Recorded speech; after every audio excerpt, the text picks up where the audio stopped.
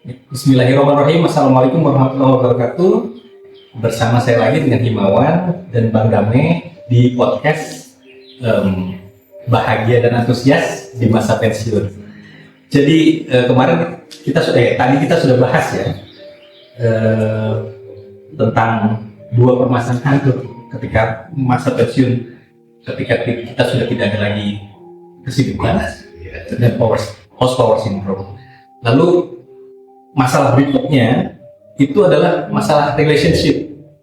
Jadi karena keseharian kita itu yang bekerja itu biasanya Bang, pasti sejak bangun pagi dan mempersiapkan diri itu udah mempersiapkan personanya gitu, sosok yang dimana dia harus tampilkan di kantor, yang biasanya berbeda dengan yang ada di rumah gitu.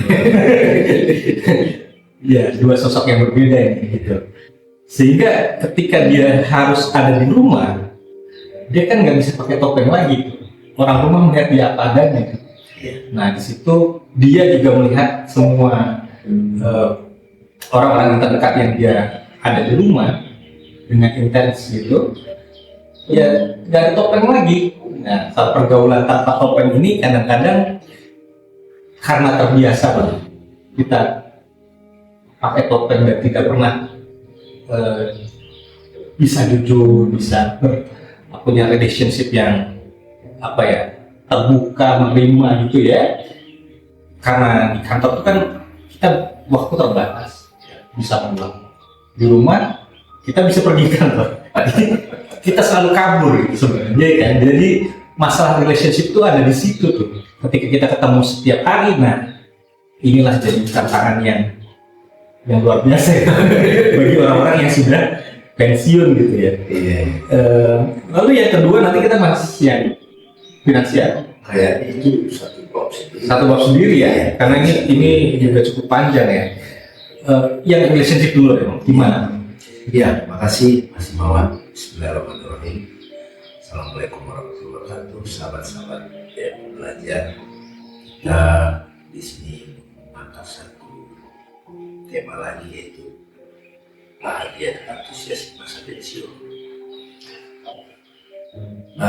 Gini Mas Himawan, sebenarnya ilmu relationship ini kan satu ilmu yang berkaitan dengan, kalau dari sisi metafisik, itu manifestasi cinta dalam berbagai jenis bentuk. Ini manifestasi cinta itu, kalau dari metafisik itu adalah Tuhan itu sendiri, divine love. Kalau di Islam suka disebut rahmat rahim, kalau di tradisi Yunani suka disebut agami. Jadi ketertarikan antar satu sama lain itu satu digerakkan oleh eros. Eros itu syahwat, desire gitu ya. Ada juga karena kecocokan emosional, itu filio, istilahnya filio. Gue nyambung nih, kita masih nyambung nih gitu. Ngomongin topik ini, kan ada orang di dalam relationship itu ngomongin buku itu antusias ya, yang politik itu ngomongin apa sih, antusias nggak ada bisa-bisa gitu, atau bercanda gitu kan. Tapi mereka punya universe-nya sendiri gitu loh. Nah, ada satu lagi yang lebih tinggi, itu agak love, di Sanskrit namanya Ananda. Ya, Ananda. Kenapa bisa sampaikan? Karena ini nanti akan memberikan pengaruh pada semua jenis relationship. Nah, sedikit gambaran Mas. Begitu kita lahir ke dunia ini, yang pertama kita kenal secara hubungan kita adalah aku dan bapak, aku dan ibu. Aku sebagai bayi, ibu, bapak. Ibuku itu ayahnya feminin, bapakku ya melindungi gitu. Berapa tahun kemudian punya anak deh, bapak gue sama ibu, ada saudara gue, ada relationship bentuk baru, form baru, saudara gue. Tadinya gue yang disayang-sayang, udah pindah nih, udah mulai ada gesekan gitu kan. Nah itu. Lalu saya udah SD gitu kan, 6 tahun 7 tahun, saya mulai berteman. Ya tadi saya bilang ada saudara gue, ini saja kan. Terus saya ketemu teman di SD. Wah itu ada yang ngobuli, ada yang cocok segala. Ini pertemanan nih. Bahkan kalau lebih intimate lagi ada sahabat, gitu. Ketemu lebih serius lagi SMP SMA pacar gue, boyfriend atau girlfriend gitu kan. Dari situ lulus sekolah, kuliah, ini persahabatan mulai ada kerja gue, rekan kerja. Sebagai kerja, mulai profesional, ada tujuan, ada target, hubungannya itu beda lagi tuh. Ya kan? Terus setelah kerja, gue punya duit, wah girlfriend gue atau boyfriend gue nikah deh. Nah mulai jadi ada status gue nikah. Relationship beda lagi tuh. Ini menikah serumah, akan sudah dihalalkan hubungan intim. Punya anak gitu. Nah saya seperti bapakku tadi gitu. Nah tapi begitu dalam perjalanan ini Mas Imawan, ada banyak hal dalam perjalanan jiwa dalam relationship dia tidak mengerti.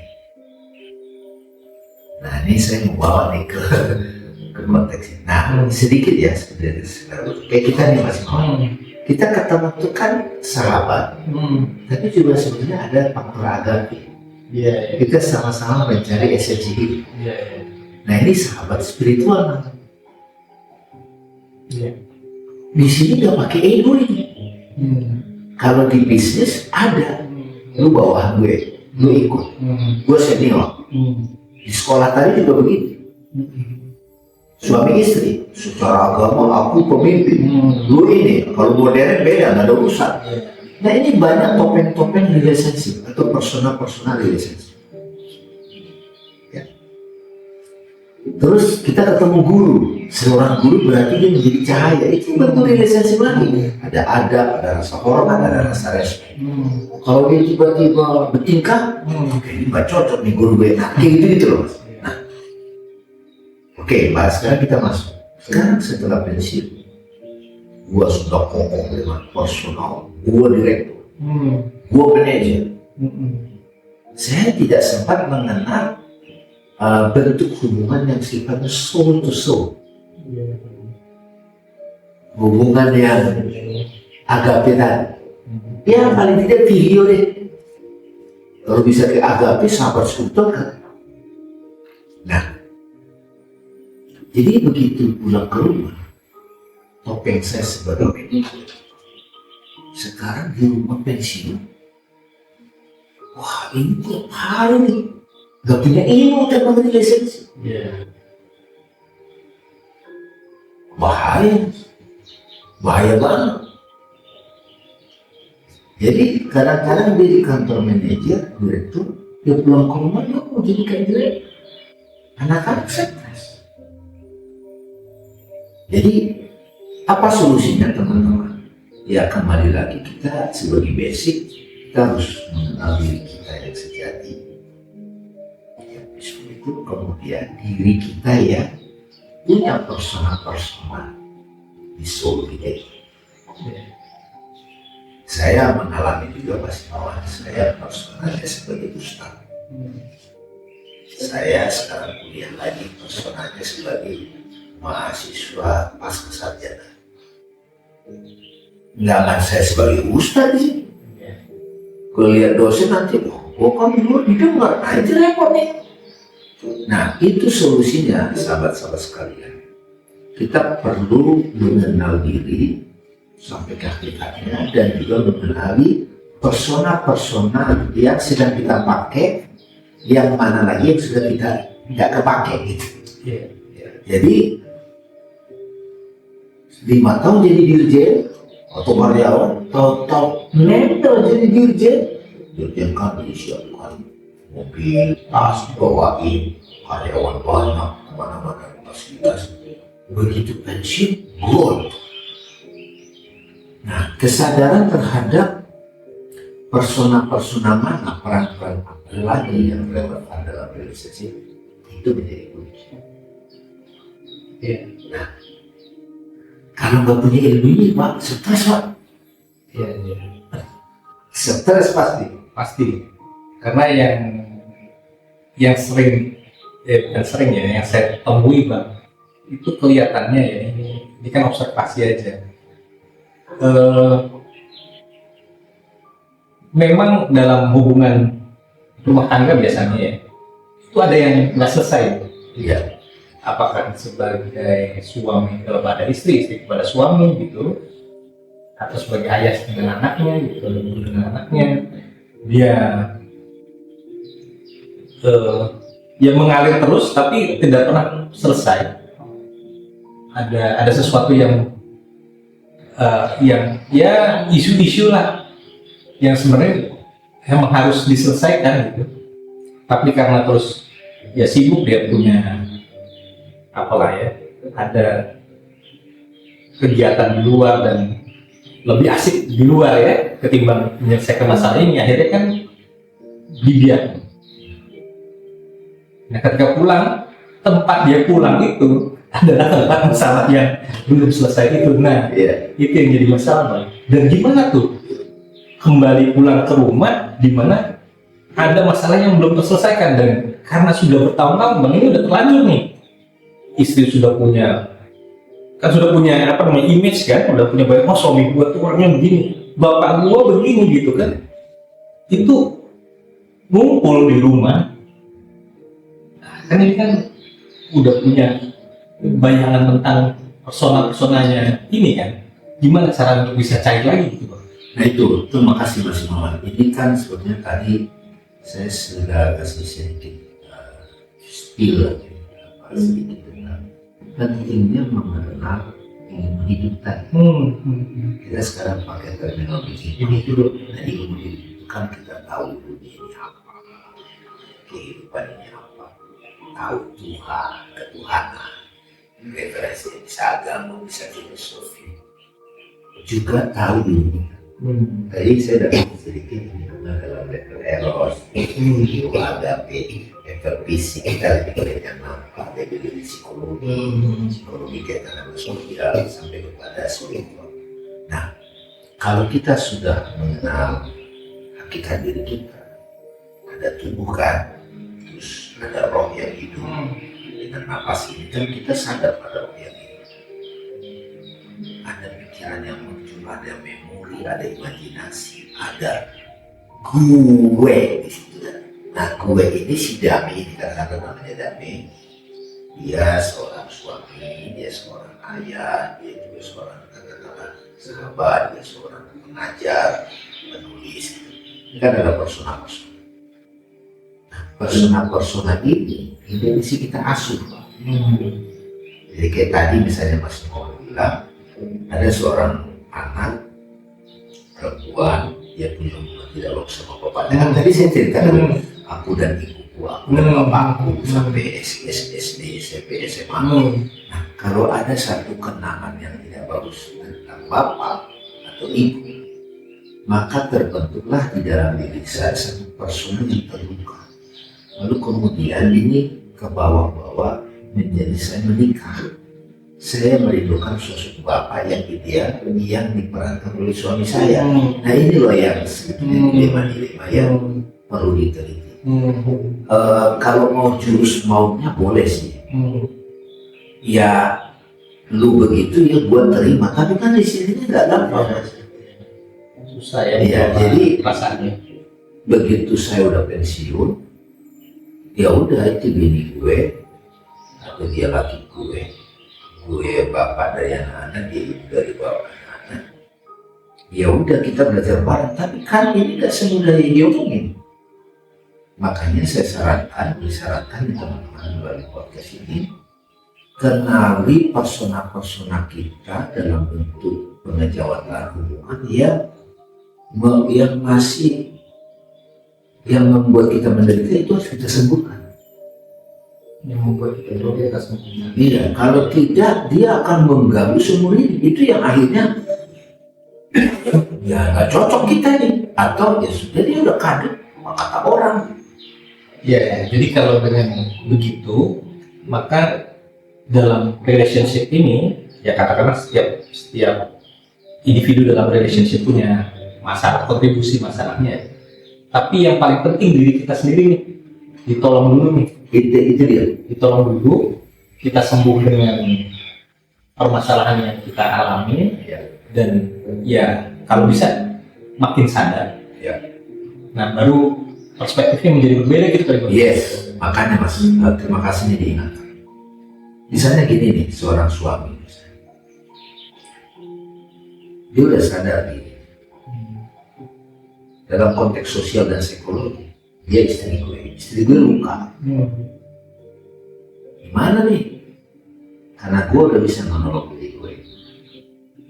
Aku berhubungan sama jiwa istri, bukan sebagai suami istri semata, tetapi aku ngomong Ya.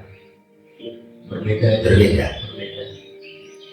Nah, karena dia bisa ngomong, dia bisa peran guru juga, dia bisa peran sama spiritual, itu membuat istri jadi stabil juga. Bisa sebaliknya ya, Ya, si istri yang ngomong, si suami. Nah, ini dahsyatnya ilmu ini gitu loh, Ya. relationship. Kalau ya masing-masing aja lah gitu. Kita ada juga begitu. Dalam suami istri secara sosial ada peran-peran yang ya belanja untuk kebutuhan sehari-hari, rumah tetangga. Tapi excitement, antusiasme tadi nggak didapat. Akhirnya ada di luar. Ya bisa teman hobi atau apa, saling menghormati. Ada dulu begitu Mas. Kita coba realistis ya. Karena masing-masing kan punya situasi. Tetapi kalau sudah punya ilmu hidup ini, itu bisa transformasi, jadi perbaiki, Iya. bisa ngomong. Jadi yang nggak relevan lagi. Gue sebagai suami harus lu malu sama gue dong, enggak.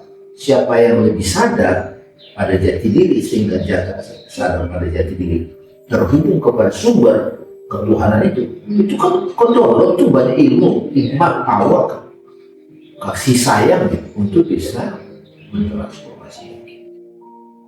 Iya. Saya tuh ingat Mau kasih nggak case-nya langsung supaya relevan? Yang diamati misalnya, apakah diamati? Iya, kalau case-nya itu kan yang saya temukan itu biasanya gini, hubungan suami istri ya. Suami istri ini ya istrinya ya begitu ya, misalnya kita bisa tahu lah, kamu istri bawel gitu, atau istrinya ya kalau ngomong nggak mau kalah gitu kan. Dia kan di kantor direktur ya. Nah, dia ini dia nggak pernah selesai membahas bagaimana hubungan ini sebaiknya di rumah dengan nada bicara yang lebih nyaman buat dua pihak gitu katakanlah ya. Nah kalau dia masih kerja kan bisa kabur ya Bang ya, atau syukur-syukur masih ada hobi di luar. Tapi kalau misalnya juga dengan kita tahu pensiun juga terbatas nanti Pak finansialnya untuk hobi-hobi juga akhirnya terbatas juga ya. Mau nggak mau yang ada adalah pasangan hidupnya istrinya tadi yang ngomong-ngomong, betul nggak Bang? Iya. Nah itu yang saya perhatikan, dan ya muncul apa namanya ya, mungkin bilangnya terima aja, tapi tiba-tiba nih ceritanya adalah kok gampang pusing ya. Nah, ini pusing gitu, efek sakitnya karena masalah di rumah kan gitu ya. Tapi kan intinya dia harus bisa, kalau dia nggak bisa merubah seseorang gitu Bang, berarti kan dirinya sendiri itu harus Ya. connect gitu ke sadarnya dia gitu, ke jiwa cintanya mungkin bagaimana gitu. Kalau kita boleh mengutip dari referensi agama, jagalah diri dan keluarga dari neraka. Neraka itu kan dari derita. Tolonglah dirimu dari penderitaan. Diri sendiri ya, diri sendiri dulu ya maksudnya. Betul, baru keluarga itu orang. Nah ini yang saya maksud teman-teman, para penonton. Inilah ilmu hidup itu yang kita butuh Belajar, kita bisa belajar dari agama, tetapi jangan hanya terjebak pada dogma, tapi betul-betul ilmu dari agama itu, hakikatnya itu, inspirasinya menolong kita. Jadi kalau tadi kan misalnya kan ada yakin dalam diri kita, ada persona, kalau aku mau dihargai ya sebagai suami, kalau di kantor gue dihormati, ya itu milik. Makanya saya mencopot status persona suami, jadilah seorang pejalan spiritual. Salib. Yang istilah kita kalau di rumah belajar ini kan cinta saja adalah darwis. Fakir ya bang. Darwis Fakir ya. Kalau kita jadi darwis jadi fakir, kalau ini pinjam istilahnya kapan tanpa aku, hanya engkau. Nah, baru bisa menerima. Ya.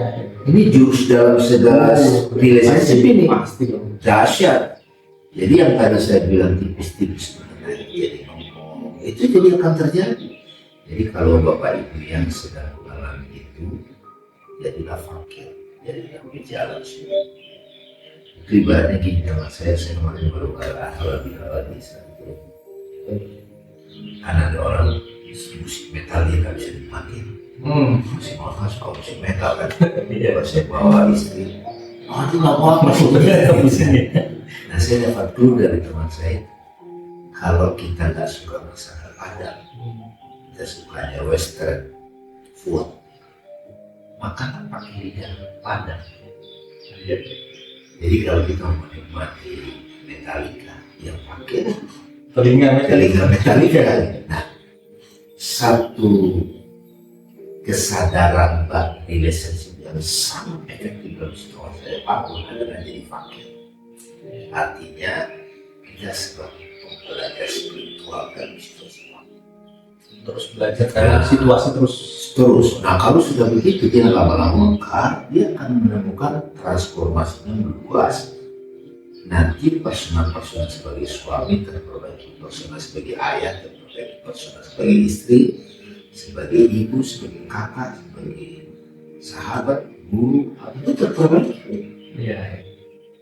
Satu hal yang di rumah saya nih itu berubah banyak hal itu bang. Saya tuh pernah bilang di rumah ini ya nggak ada kata wajib. Jadi semuanya tuh dilakukan dengan cinta gitu. Iya. Jadi di kamus cinta tuh nggak ada kata wajib bang. Iya.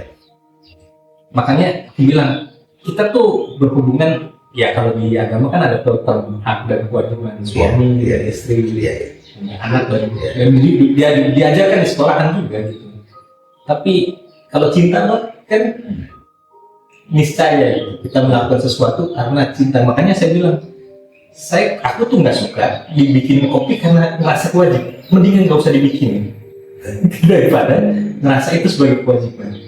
Gitu. Tapi kalau karena dengan tulus cinta pengen bikin kopi, aku sangat menerimanya gitu. Dan itu merubah semua aspek pengajaran di rumah. Gitu Pak. Wah itu keren mas. Ini luar biasa. Itu kan salah satu bab bahagia dan antusias masa pensiun adalah kerja itu adalah manifestasi cinta ataupun relationship itu manifestasi cinta. Jadi tapi kan harus praktikal ya. Iya. Jadi bagus tuh kalau selama ini orang dalam relationship yang kewajiban, sekarang ganti kacamata. Kalau masih terjebak pada kewajiban, bawa ke cinta. Itu berlaku dimanapun. Ini udah core-nya dapat ini. Dalam relationship itu bisa menerima keunikan pasangan. Ya hanya dengan cinta. Hanya dengan agape tadi, spiritual love. Kalau enggak udah. Nah ini akan menjaga harmoni, akan menjaga antusiasme, nyala terus. Tidak ada bosannya.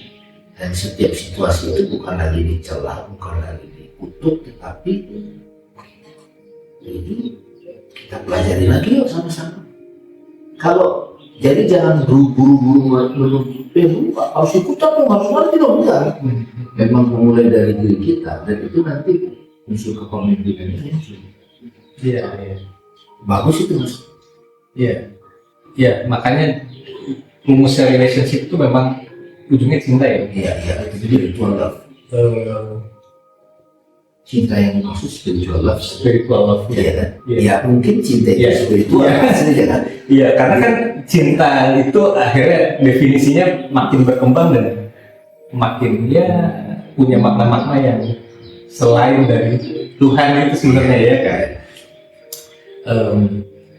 Aku pikir sih itu ya. Iya, saya Berhasil kira itu. tentang relationship dan yang bisa menyelesaikan kita nanti di masa pensiun, yang bisa membantu kita di masa pensiun dan menemukan masalah relationship kita di rumah, itu memang kembali menyadari bahwa ada cinta nih di dalam hati ini dan harus hidup gitu. Dan rumus-rumus yang biasa kita pakai dengan kata hak wajib gitu sebaiknya memang dilepaskan dulu karena itu pasti akan banyak problem gitu. Wah, kalau kita mengadopsi itu. Iya Pak, Mantap. tentu ya. Oh, istri saya nggak makan ini, jadi gimana gitu ya kan? Jadi banyak problem, maka lebih mudah gitu ketika kita memasukkan cinta itu ke dalam diri kita, sehingga kita dasar dari semua. betul dan memasakkan itu nanti ke setiap orang yang ada di rumah gitu ya Bang ya. Benar Bang. Kira-kira gitu ya. Iya.